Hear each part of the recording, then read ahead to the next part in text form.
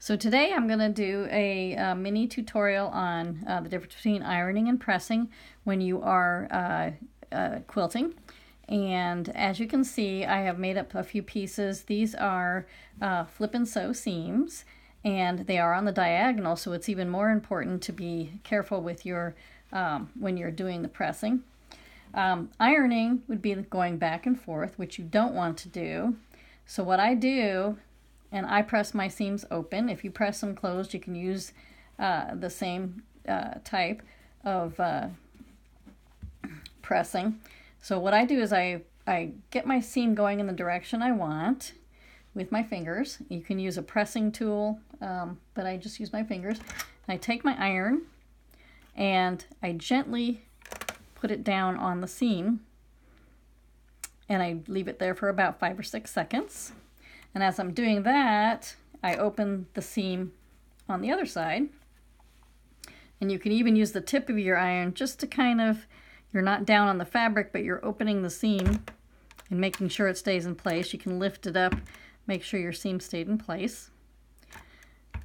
Once you're done, you flip your unit over and you have a really nice flat unit. So let's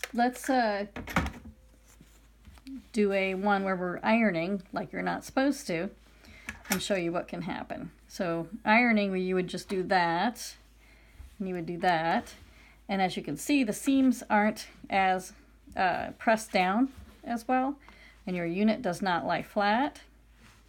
So it just shows that you really need to press your seams. And you don't want to iron because it can distort your seams, especially ones that are on the diagonal, like when you're doing a flip and sew, and then that can distort your unit.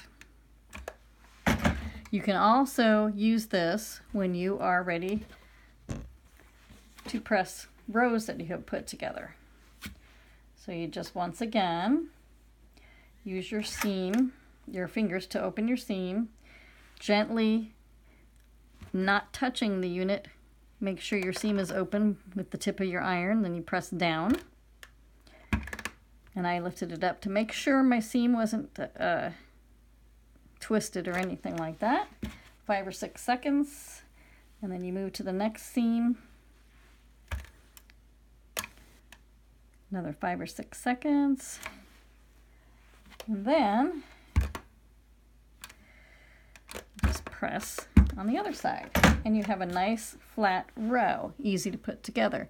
And as you can see, I use that pressing technique on this block here, and look at how nice and flat that the block lays. So that's your mini tutorial today on the difference between ironing and pressing. I hope you enjoyed it.